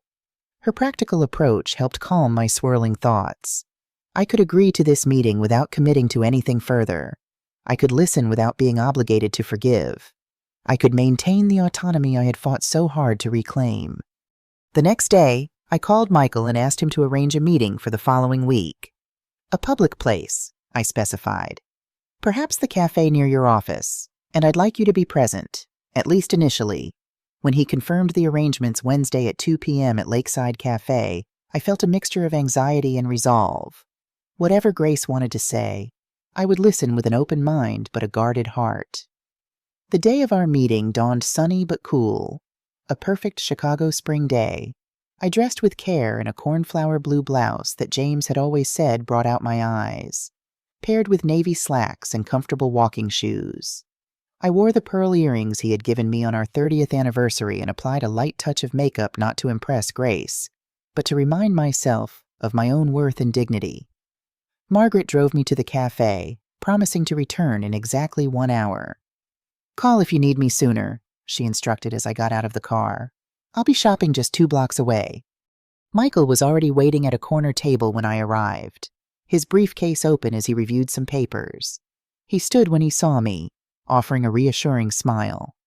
"Mrs. Nelson, you look well." "Thank you, Michael, and thank you for being here." He checked his watch. "Your daughter should arrive any moment. Would you like coffee while we wait?" I had just received my tea when the cafe door opened and Grace entered. She looked thinner than I remembered, her face drawn, dark circles shadowing her eyes. She wore a simple gray dress I didn't recognize more subdued than her usual bold style, and her hair was pulled back in a practical ponytail rather than the carefully styled waves she had favored. Her eyes found mine immediately, and for a moment she hesitated, uncertainty written across her features. Then she approached our table with measured steps. "Mom," she said softly, her voice catching slightly. "Thank you for agreeing to meet." Michael stood, extending his hand professionally. "Ms. Harris, I'm Michael Abernathy, your mother's attorney. I'll give you some privacy shortly. But first, I want to ensure we're all clear on the parameters of this meeting." Grace nodded, taking the seat opposite me. "Of course. Mrs. Nelson has agreed to hear what you have to say," he continued. She has not committed to any particular outcome from this conversation. If at any point she wishes to end the meeting, that decision will be respected immediately and without question. Is that clear? Perfectly clear, Grace replied, her gaze never leaving my face. I'm just grateful for the opportunity to speak with her. Michael looked to me questioningly. I nodded slightly, and he gathered his papers. I'll be at that table by the window if you need me, he said, indicating a spot with a clear view of our table, but out of earshot. And then Grace and I were alone together for the first time since that confrontation in Margaret's kitchen nearly 4 months ago. For a long moment, neither of us spoke. I sipped my tea, studying my daughter's face, noting the new lines around her mouth, the tension in her shoulders. She looked older, wearier, stripped of the polished confidence I had grown accustomed to seeing. Finally, she broke the silence. I don't know where to begin, she admitted, her fingers fidgeting with a paper napkin. I've rehearsed this conversation 100 times, but now that I'm here... Why don't you start with why you wanted to see me? I suggested, keeping my voice neutral. She nodded, taking a deep breath. First, I need to tell you that I'm sorry. So deeply. Genuinely sorry for how I treated you. For the plans Caleb and I made. For everything. What I did was inexcusable. I remained silent, waiting for her to continue. After you left, everything fell apart, she went on.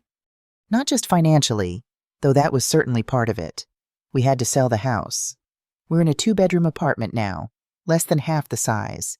Emma and Ethan share a room. She gave a small, humorless laugh. Caleb sleeps on the couch. Jennifer mentioned you had sold the house, I said. I'm sorry it came to that. She looked surprised. You've spoken to Jennifer. She called me. She was concerned about the children. Grace's eyes filled with tears. They miss you terribly. Ethan still asks every night when Grandma is coming home.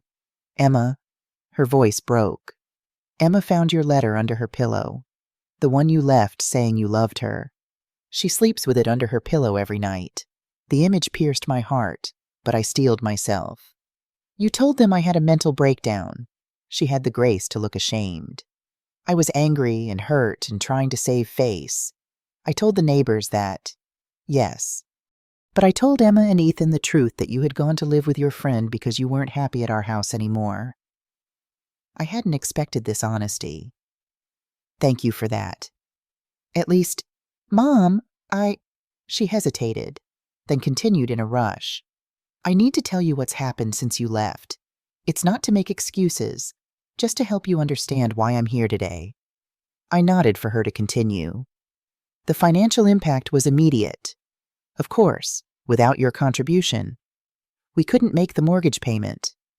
We tried to sell quickly, but the market was down. We barely broke even after paying what we owed. She paused, taking a sip from a glass of water. But the money wasn't the worst part. It was seeing myself through Caleb's eyes once the pressure was on.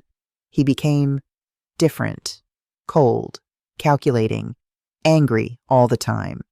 He started speaking to me the way we had spoken to you. My eyebrows rose at this revelation, but I said nothing. About 2 weeks after we moved to the apartment, I found him going through my personal emails. He was looking for my life insurance information, checking if it would cover our debts if something happened to me. Grace, I breathed, genuinely alarmed. Did he threaten you? She shook her head quickly. Not explicitly, but the way he looked at me that night. I took the kids to a hotel. The next day, I filed for separation. I hadn't anticipated this turn of events. Where is Caleb now? He moved to Milwaukee for a new job. We're finalizing the divorce. He gets the kids 1 weekend a month, but he's already missed 2 visits. Her expression hardened momentarily. He got what he wanted from me, my savings, my good credit score. Once those were gone, so was he.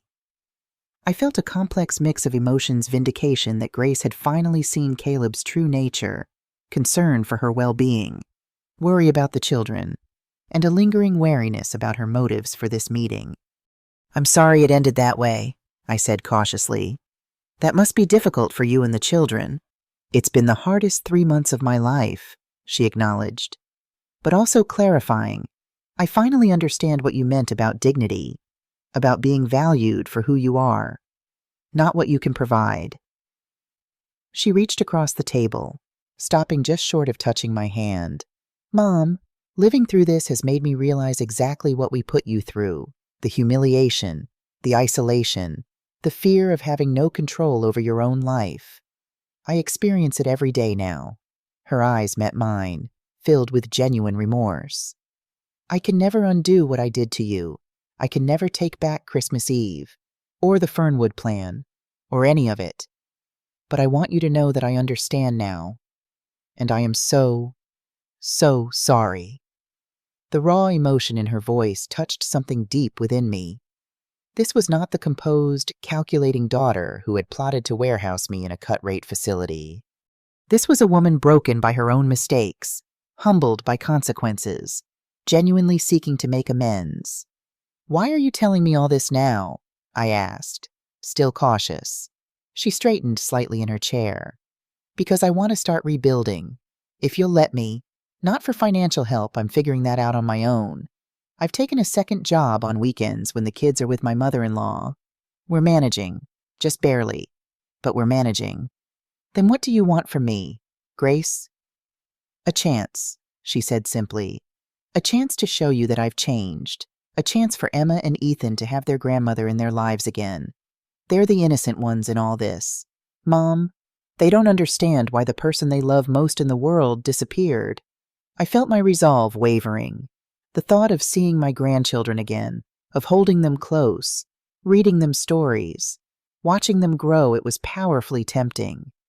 But could I trust Grace not to revert to her old patterns once the initial crisis had passed? I need time to think about this, I said finally. It's not a simple decision, she nodded, accepting this without protest. I understand. I wouldn't trust me either. After everything, she reached into her purse and withdrew an envelope, placing it carefully on the table between us. These are for you. Emma drew the pictures. Ethan dictated the letter to me because he's still learning to write. My fingers trembled slightly as I took the envelope but didn't open it. Mom, Grace said, her voice barely above a whisper. I don't expect forgiveness. I haven't earned it. But if you could find it in your heart to consider some kind of relationship, even if it's just occasional supervised visits with the kids, it would mean everything to them. And to me, she stood, gathering her purse. I've taken enough of your time. Thank you for listening. You can contact me through Mr. Abernathy if you decide you want to talk again. As she turned to leave, I found myself speaking. Grace, she paused, hope flickering across her face. How are you really doing, truly? The simple question, the motherly concern it conveyed, seemed to catch her off guard. Her carefully maintained composure cracked, and for a moment I glimpsed the vulnerable child she had once been. I'm scared all the time, she admitted softly. Scared I can't provide for the kids. Scared I'll lose our apartment. Scared I've ruined every important relationship in my life beyond repair. She gave a small, sad smile. But I'm also determined. Determined to be better than I was. To learn from my mistakes. To be the kind of mother you were to me before I forgot what that looked like. With that, she turned and left the cafe, her shoulders straight despite the evident weight she carried. Michael approached my table as the door closed behind her. Are you all right, Mrs. Nelson? I think so, I replied, though in truth I felt emotionally drained. It was not what I expected. Would you like me to call your friend to pick you up? I nodded gratefully. And while Michael made the call, I finally opened the envelope Grace had left. Inside were 2 crayon drawings from Emma, one of our family, with me standing between her and Ethan, all of us holding hands. The other of what appeared to be Margaret's townhouse, with me waving from a window. Beneath my figure, in her careful second-grade handwriting, she had written, "We miss you, Grandma. Please come back." Ethan's contribution was a dictated letter in Grace's handwriting, adorned with dinosaur stickers. Dear Grandma, I am sad you don't live with us anymore. Mommy says you were not happy at our house. I am sorry we made you sad. I promise to be extra good if you come visit us. I learned to tie my shoes all by myself. Can you come see I love you more than T-Rex loves meat? Love, Ethan. Tears welled in my eyes as I carefully returned these treasures to the envelope. By the time Margaret arrived, I had composed myself, but she immediately sensed my emotional state. How did it go? She asked as we walked to her car. It was illuminating, I replied, still processing. Grace has separated from Caleb. They're getting divorced. Margaret's eyebrows shot up. Well, that is unexpected. During the drive home, I shared the details of our conversation, including Grace's apology and request for a second chance. What are you thinking? Margaret asked when I had finished. I gazed out the window at the familiar streets of Chicago passing by. I'm thinking that people can change when circumstances force them to confront the consequences of their actions. I'm thinking that my grandchildren shouldn't suffer for their parents' mistakes. And I'm thinking that holding on to anger, justified as it may be, is exhausting. Margaret smiled slightly. That sounds like you're leaning toward giving her another chance. A carefully measured chance, I clarified. With clear boundaries and expectations. That seems wise, she agreed. And where would these carefully measured meetings take place? You're welcome to use my home, of course. I considered this. Neutral ground might be best, at least initially. Perhaps the park near your house, or even the community center where I volunteer. Somewhere public, but with space for the children to play. By the time we reached Margaret's townhouse, I had made my decision. I would offer Grace a path to reconciliation, not an immediate restoration of trust, but a series of small steps that could, over time, rebuild what had been broken. I called Michael that evening and asked him to arrange another meeting, this time at the community center where I volunteered. Tell her she can bring the children, I instructed. And tell her I'm willing to listen to her proposal for moving forward. The next few days passed in a blur of anticipation and preparation. I bought small gifts for Emma and Ethan, nothing extravagant, just tokens to show I had been thinking of them. I discussed with Margaret what reasonable boundaries might look like in this new chapter of my relationship with Grace, and I reflected on what forgiveness truly meant in this context. Forgiveness, I concluded, didn't mean forgetting what had happened or pretending it hadn't hurt. It didn't mean removing all consequences or instantly restoring trust. It meant choosing to release the consuming anger that had served its purpose in propelling me to action.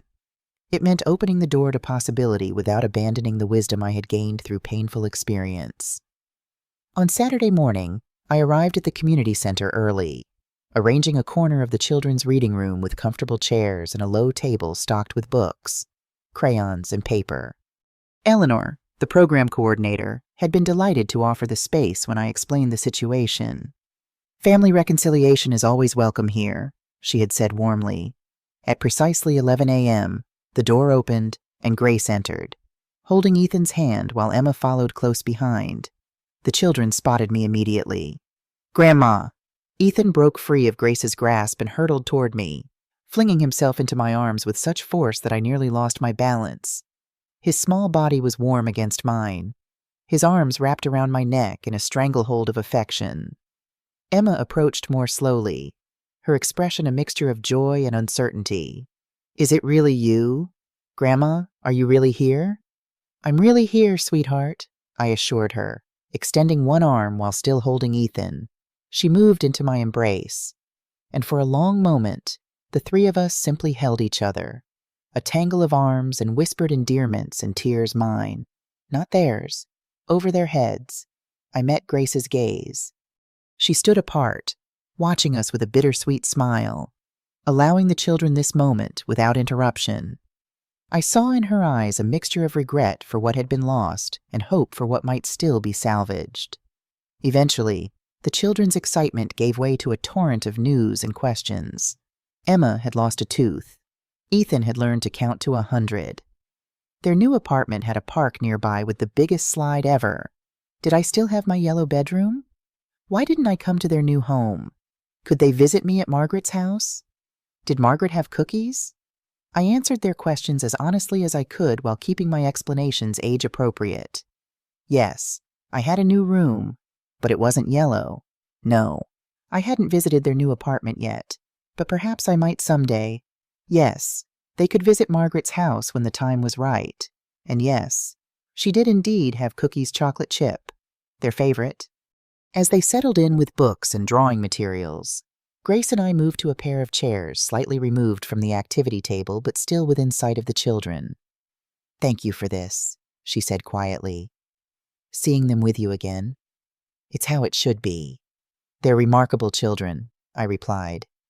"You've raised them well, despite everything." She accepted this qualified compliment with a nod. "I'm trying to do better by them, and by you, if you'll let me." "That's why we're here," I said, "to discuss what moving forward might look like." Over the next hour, while Emma and Ethan drew pictures and explored the bookshelves, Grace and I negotiated the terms of our new relationship. We agreed to regular supervised visits at the community center once a week initially, with Margaret or Eleanor present. Grace would not ask for financial assistance, and I would not offer it, though I did mention the education fund I had started for the children. "That's incredibly generous," she said, her voice thick with emotion. "They'll need it. College costs keep rising, and I'm still paying off my own student loans." "It's not generosity," I corrected gently. "It's grandmotherhood. It's what James and I always planned to do for your children." As our allotted time drew to a close, I presented Emma and Ethan with the small gifts. I had brought a journal with butterflies on the cover for Emma, a set of realistic dinosaur figurines for Ethan. Their delight was payment enough for the modest expense. "When will we see you again, Grandma?" Emma asked as they prepared to leave. "Next Saturday," I promised. "Same time? Same place?" "I'll be waiting for you." As Grace gathered their belongings, she hesitated, then asked the question that clearly weighed on her mind. "And after that, where do we go from here?" I considered my answer carefully. "One step at a time, Grace. We rebuild trust slowly, deliberately, with honesty on both sides." I can't predict where this path leads, but I'm willing to walk it with you, for the children's sake. And perhaps, eventually, for our own. She nodded, accepting these terms without protest. That's more than I had dared to hope for. After they had gone with hugs and promises of return from the children, a tentative smile from Grace, I sat alone in the reading room, surrounded by the books and drawings and lingering energy of our reunion. Eleanor found me there, contemplatively sipping the tea she had brought. "Successful?" she asked, taking the chair Grace had vacated. "A beginning," I replied. "A fragile one, but genuine, I think." "Beginnings are always fragile," she observed. "That doesn't make them any less important." As I gathered my things to meet Margaret, who would drive me home, I reflected on the journey that had brought me to this point. From the humiliation of Christmas Eve to the dignity of setting my own terms for reconciliation. From the exploitation I had suffered to the autonomy I had reclaimed. From the pain of betrayal to the cautious hope of renewal. I had lost much the comfortable illusion of family harmony, the easy trust I once placed in my daughter, the daily presence of my grandchildren in my life. But I had gained something invaluable, the knowledge that I was stronger than I had believed, more capable than others had assumed, and worthy of the respect I had finally demanded. The path ahead remained uncertain. Grace's transformation might prove temporary, a reaction to immediate crisis rather than a fundamental change. Our carefully reconstructed relationship might face new challenges as circumstances evolved. The wounds of the past might reopen with unexpected triggers, but I would face whatever came with clear eyes and firm boundaries, secure in the knowledge that I had fought for and won the most important battle of my later years, the battle for my own dignity. As Margaret drove us home through the sun-dappled streets of Chicago, I thought of James and what he would make of all that had transpired. I could almost hear his voice, gentle but firm. "You did the right thing, Michelle. Both in leaving and in opening the door to return. A mother's love doesn't die, but it shouldn't come at the cost of her self-respect."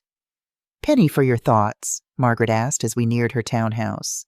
I smiled, feeling the weight of the past months lifting slightly from my shoulders. "I was just thinking that dignity can't be stolen, not really. It can be assaulted, threatened, even temporarily obscured. But in the end, it remains within us, waiting to be reclaimed. Margaret nodded, understanding without need for elaboration. And you've reclaimed yours beautifully.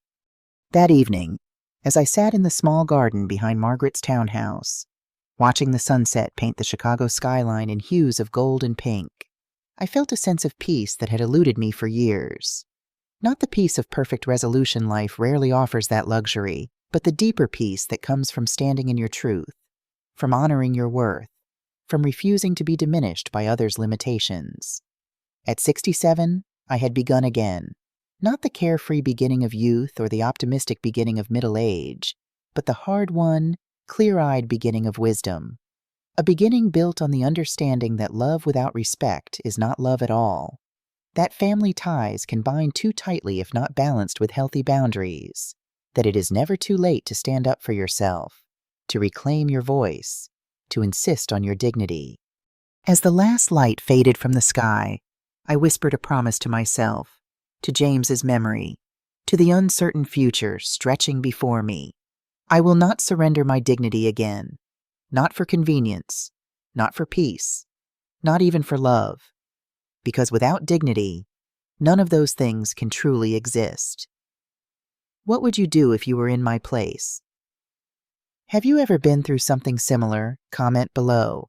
If you enjoyed this story, you might also like The Inheritance Test and When My Son-in-Law Tried to Take Everything, two other stories that are channel favorites.